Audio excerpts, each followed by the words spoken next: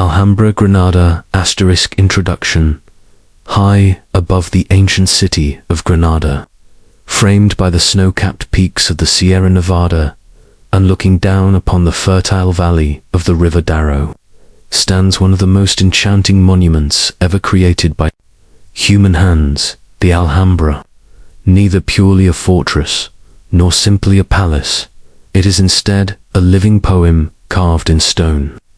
A dazzling reflection of an era when art, science, and faith combined to create a vision of paradise on earth. To walk within its walls is to step into a dream of flowing water, endless calligraphy, luminous mosaics, and tranquil gardens where every detail whispers of eternity. For more than 7 centuries, the Alhambra has been a place of awe, inspiration, and longing. It has been a royal court, a stronghold, a ruin, and a symbol of cultural exchange between the Islamic world and Christian Europe. Today, it is celebrated as a jewel of world heritage, drawing millions of visitors each year who come in search of beauty, history, and meaning. But to truly understand the Alhambra, we must go beyond the surface of its stucco walls and marble columns. We must journey back in time to the story of its origins, the dynasty that built it, the conquerors who transformed it, the romantics who rediscovered it, and the guardians who preserve it today. For the Alhambra is more than a monument. It is a mirror of civilizations, a stage upon which empires rose and fell, and a reminder that beauty, once created, transcends all boundaries of time and culture. And so, let us begin our journey. A journey into the heart of Granada, into the very soul of Andalusia, and into the eternal light of the Alhambra. Long before the Alhambra was conceived, the hill upon which it now stands was a place of settlement and defense. The Iberians, the Romans, and the Visigoths each passed through Granada's fertile valley, leaving faint traces of their lives behind. But it was in the year 711, when Muslim armies crossed from North Africa into the Iberian Peninsula, that a new era began.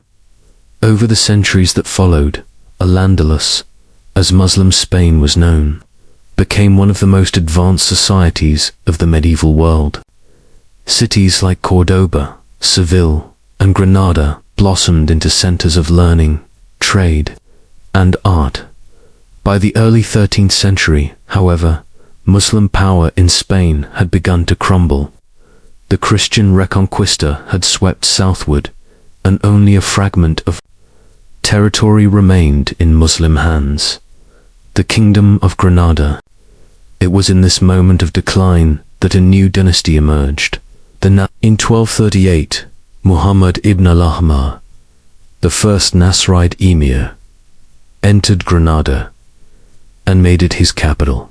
He chose the hill known as Al-Sabika, which overlooked the city, as the site of his royal fortress. The hill was already dotted with remnants of earlier fortifications, but Muhammad envisioned something greater, a citadel that would be both impregnable and beautiful, both a symbol of power and a sanctuary of art. Thus, the first stones of the Alhambra were laid. The name itself derives from the Arabic al-Amab, meaning the red one, a reference to the reddish hue of the stone that glows at sunrise and sunset. At first, the Alhambra was primarily a fortress, dominated by its great towers and walls, which even today give the impression of a mighty guardian watching over the city below. But soon, under Muhammad's successors, the complex began to expand into something far more extraordinary. The Nasrids understood that architecture was more than shelter. It was a statement of faith, a declaration of legitimacy, and a reflection of paradise. They built palaces not only to live in, but to embody the ideals of Islam: harmony, balance, and beauty. Every column, every arch, every pool of water was designed to remind its inhabitants of the eternal order of the universe and the presence of the divine.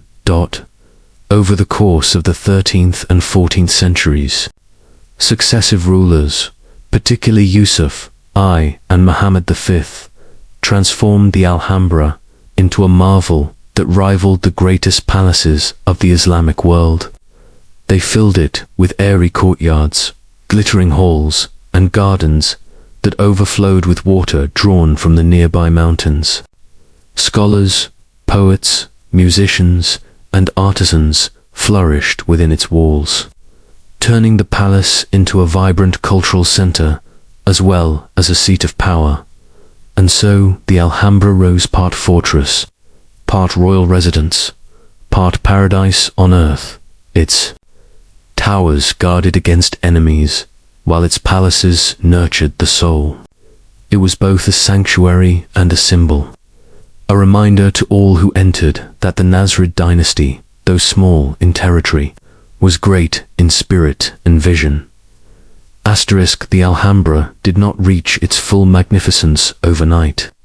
It was a vision shaped across generations, refined and expanded by rulers who understood the power of architecture as both politics and poetry. Among these rulers, two names stand out above all others: Yusuf I and his son, Muhammad V. Yusuf I, who reigned from 1333 to 1354, was a man of intellect and refinement. He strengthened the walls of the Alhambra, rebuilt its gates, and commissioned new palaces that fused elegance with majesty. It was he who laid much of the groundwork for the dazzling splendor that was to follow. His reign emphasized the grandeur of the Nasrid dynasty at a time when Granada was the last surviving Muslim kingdom in Spain.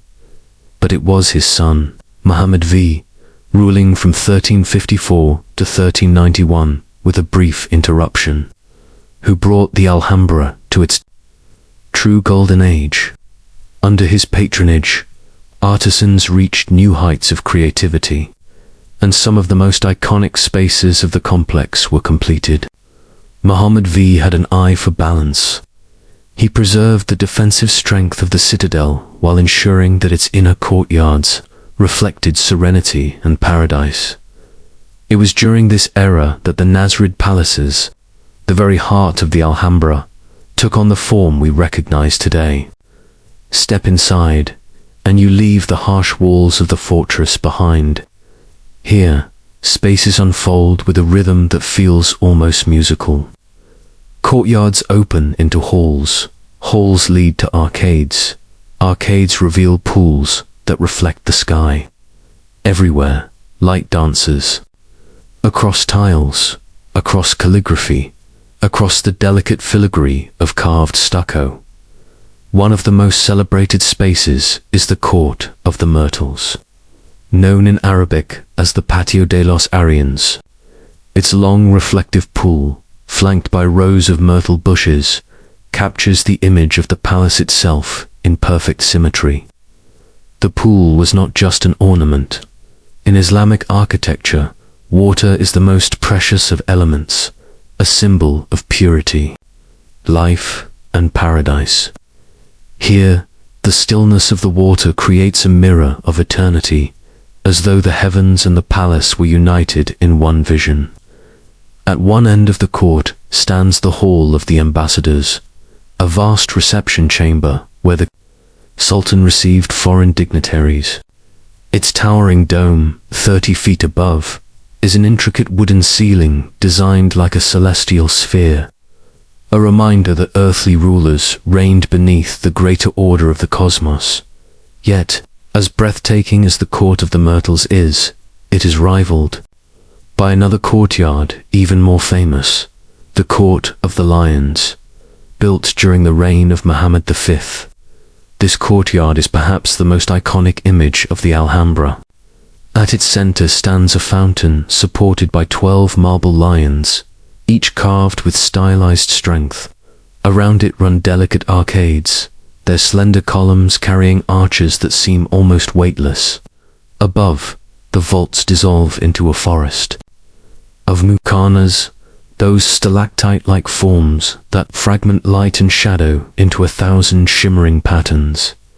The Court of the Lions is more than an architectural masterpiece. It is a vision of paradise, carefully designed to echo the Islamic description of heaven. A garden with flowing rivers, cool shade, and harmony in all things. Water channels radiate from the central fountain, dividing the courtyard into 4 parts, a symbol of the 4 rivers of paradise described in the Quran. To walk here is to enter a dreamscape, a reminder that even in this world, glimpses of the eternal can be created. Around the Court of the Lions lie a series of halls, each rich with meaning. The Hall of the Abencerrages, with its soaring dome of muqarnas, is said to be the site of a tragic legend, the massacre of the noble Abencerrages family, betrayed and slain within these walls. Whether truth or myth, the story lingers in the imagination, staining the hall with memory.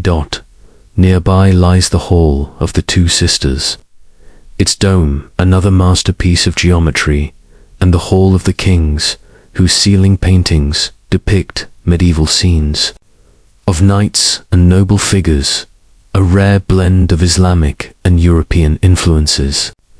Each space is a world of its own, yet together they form a harmony that is unmatched in medieval architecture. Life within these palaces was not merely ceremonial. Here, the sultans lived with their families, their courtiers, their guards, and their scholars. The courtyards echoed with poetry and music, with debates on philosophy and science, with the laughter of children and the whispers of conspiracies. The Alhambra was not just stone. It was a living city within walls, a world where art and power intertwined. The Nasrids filled their palaces with words, not just spoken words, but words inscribed on the very walls. Across stucco and tile run thousands of inscriptions, verses from the Quran, praises to Allah, lines of poetry, and even messages that glorify the Nasrid dynasty itself. The walls speak, quite literally. One phrase repeats often: "There is no victor but God." It was the motto of the Nasrids, a reminder of humility before the divine, yet also a subtle claim to legitimacy, as though their very rule was sanctioned by heaven. This blending of art, faith, and politics reached its height under Muhammad V. His Alhambra became a statement to the world. Though the kingdom of Granada was small, though Christian forces pressed on its borders, the Nasrids had created a palace so splendid that it rivaled the glories of Damascus, Baghdad, and Cairo. The Alhambra was both a sanctuary and a proclamation that beauty itself was a form of power. As the 14th century drew to a close, the Alhambra stood at its zenith, glowing like a jewel above Granada. Its palaces, gardens, and towers formed a world of harmony, a fragile paradise suspended between earth and heaven. Yet, as history so often reminds us, no paradise lasts forever. The forces of change were gathering beyond the Sierra Nevada forces that would soon transform the fate of the Alhambra and of Spain itself. To understand the Alhambra is to walk through it slowly, letting the eyes linger on each arch, each inscription, each ripple of water. The Alhambra was never built to be rushed. It was built to unfold gradually, like a poem recited verse by verse, or a garden blossoming in stages. Every corner reveals a new wonder. Every corridor leads to a fresh surprise. The journey begins at the Alcazaba, the oldest part of the complex. Here, one feels the fortress character of the Alhambra most strongly. Massive towers rise against the sky, their walls rough with the passage of centuries. To Torre la Bella, or Watchtower, stands proudly, offering sweeping views of Granada and the fertile Vega plain beyond. From here, the strategic genius of the Alhambra becomes clear. It dominates the landscape, an eagle's nest surveying all that lies below. The Alcazaba was the military heart, where soldiers kept watch, where alarms were sounded, where the safety of the Nasrid dynasty was first defended. Though stark and severe compared to the palaces, the Alcazaba speaks of strength, of vigilance, of permanence. Passing through its gates, the visitor enters the world of the Nasrid palaces, the very soul of the Alhambra. These palaces are not vast in scale. Indeed, their charm lies in their intimacy. They are a sequence of spaces designed to astonish, each more intricate than the last, each crafted to lead the visitor deeper into beauty. The first impression is of light, filtered, softened, playing upon surfaces with a kind of magic. Walls dissolve into patterns of stucco, every surface carved with arabesques, stars, and verses. Columns rise like slender palms, supporting arches so delicate they seem woven from lace. Above, domes shimmer with muqarnas, breaking light into fragments that dance like stars across the ceiling. Let us pause at the Hall of the Ambassadors, perhaps the grandest chamber of all. This was the throne room, the seat of power, the place where ambassadors and emissaries once stood before the Nasrid Sultan. The hall is square, but above it soars a vast wooden dome composed of more than 8,000 interlocking pieces, arranged in complex geometric patterns that symbolize the cosmos itself. To stand beneath it is to feel the weight of authority and the majesty of the heavens joined in one vision. Every wall is covered in inscriptions, poetry, Quranic verses, praises of the Sultan, a constant reminder that in this hall, words and power were as important as swords. Then comes the Court of the Lions, already described as the masterpiece of Muhammad V, but let us linger here once more. It is a symphony of space and water, of movement and stillness. The 12 lions that support the fountain are not merely decorative, they are guardians, their gaze fixed outward as if to ward off chaos.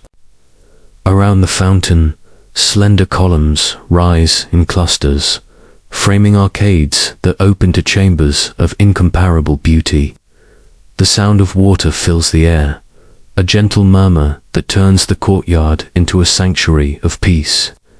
This is paradise made manifest, a place where the spirit can rest, where the soul can dream. Step into the hall of the Abencerrages and look upward. Its dome of muqarnas cascades downward like a frozen waterfall of light. Legend whispers that here the noble family of the Abencerrages was betrayed and slaughtered, their blood staining the fountain at the hall's center. Truth or tale, the story clings to the air, reminding us that even beauty can be shadowed by tragedy. Next, the Hall of the Two Sisters, whose dome is another marvel of mathematical precision. The hall takes its name from 2 large slabs of white marble that form part of its floor, perfectly matched in size and shape. From its windows, views open onto gardens below, where the fragrance of orange blossoms and roses would have mingled with the sound of fountains. This was not only a place of ceremony, but of domestic life, where the Sultan's family found refuge from the cares of rule. The Hall of the Kings carries us into a different realm. Its ceiling is painted with scenes of courtly life, hunts, tournaments, gatherings of noble figures. Such paintings are rare in Islamic palaces, suggesting a dialogue with European art. Here, within the heart of the Alhambra, worlds met and mingled. and art became a bridge between cultures. Everywhere the surfaces of the palaces are alive with inscriptions. Poetry wraps itself around doorways, wisdom flows along cornices, verses cascade down walls. They speak to us across the centuries, telling us not only of faith but of pride, of longing, of the human desire to leave a mark. Rejoice in good fortune, for God has clothed this palace with beauty, one inscription declares. Another whispers the Nasrid motto, there is no victor but God. Yet the palaces are not complete without their gardens. To the Nasrid, gardens were more than decoration, they were living symbols of paradise. And so, alongside the palaces, they built the Generalife, a villa of leisure and retreat. Here, long water channels reflect the sky, terraces bloom with flowers, and pavilions open onto views of the Alhambra itself. To walk in the Generalife is to walk in a vision of eternal spring, where every leaf and every drop of water speaks of renewal. Nor should we forget the court of the myrtles, whose pool lies still as glass, doubling the image of arches and sky. Its beauty lies in its restraint, a simple rectangle of water framed by greenery, leading to a throne hall where ambassadors once trembled before the Sultan's gaze. In this court, serenity reigns, a calm that balances the exuberance of the court of the lions. The Alhambra's architecture is a tapestry woven of contrasts, strength and delicacy, silence and sound, light and shadow, geometry and poetry. It is never monotonous, never static. At every step, the visitor is guided through transitions, from dark corridors into bright courtyards, from narrow passages into vast halls, from silence into the gentle murmur of fountains. The architects understood that beauty is born from rhythm, from movement, from the dialogue between opposites. Even the smallest details reveal their genius. Tiles are arranged in infinite geometric patterns, each combination unique, each obeying laws of symmetry that reflect the divine order. Stucco is carved into filigree, so fine it seems woven from air. Windows are placed not for outward views, but for the play of light, which shifts throughout the day, turning the palace into a living canvas. Perhaps most astonishing is how little weight is felt within these palaces. Columns are slender, arches delicate, ceilings dissolving into muqarnas. The effect is one of lightness, as though the architecture is not bound by stone but by breath and vision. The Alhambra does not oppress, it uplifts. It invites the spirit to rise, to contemplate, to dream. By the 14th century, no palace in Europe could rival the Alhambra in refinement and artistry. It stood as the crowning jewel of Islamic Spain, a fragile paradise glowing above Granada. Yet, outside its walls, the world was shifting. The Christian kingdoms of Castile and Aragon pressed ever closer, and the fragile kingdom of Granada grew weaker with each passing year. Within the Alhambra, beauty reached perfection, but beyond, history was preparing its next great turn. As the sun sinks behind the Sierra Nevada and the light softens across Granada, the Alhambra takes on a new magic. Its red walls, the very origin of its name, seem to glow with an inner fire. Shadows stretch across its courtyards, fountains catch the last glimmers of daylight, and the palaces grow quiet, as though resting after centuries of memory. This monument, built by hands long turned to dust, continues to live. It lives in the delicate carving of a muqarnas dome, in the cool touch of water flowing through a marble fountain, in the fragrance of myrtle leaves brushing against a pool. It lives in the words inscribed upon its walls, verses of praise, lines of poetry, prayers that whisper across time. there is no victor but God. The Alhambra is more than stone, more than wood, more than water. It is a testament to what human beings can create when art, faith, and imagination are allowed to flourish together. In its walls we see not only the story of Granada, but the story of civilization itself, the rise and fall of empires, the blending of cultures, the persistence of beauty even in the face of loss. When the Catholic monarchs claimed the Alhambra in 1492, when Charles V added his Renaissance palace, when centuries of neglect threatened its survival, the Alhambra endured. When romantic travelers rediscovered it and writers like Washington Irving carried its legends to the world, the Alhambra endured. And today, as millions walk its paths and look upon its palaces with awe, the Alhambra continues to endure. It endures because it is more than a relic of the past. It is a mirror of what humanity can be at its highest, creators of beauty, seekers of harmony, dreamers of paradise. To stand within its courtyards is to understand that time does not erase all things. Some creations, born from vision and devotion, become eternal. They transcend their makers, their empires, their wars, and even their faiths. They become part of the shared heritage of humanity. And so, as night falls and the stars shine over, Granada, the Alhambra, rests upon its hill like a crown of memory.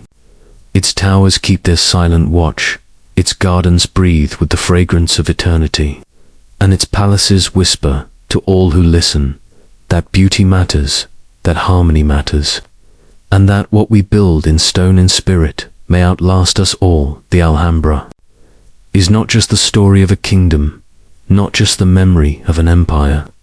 It is the story of longing, of art, of humanity reaching for the divine. And as long as it stands, it will remind us that, even in a world of impermanence, there are moments when the human spirit touches eternity. This is the gift of the Alhambra. This is its legacy. And this is why, centuries after its creation, it still shines as one of the most extraordinary wonders of our world.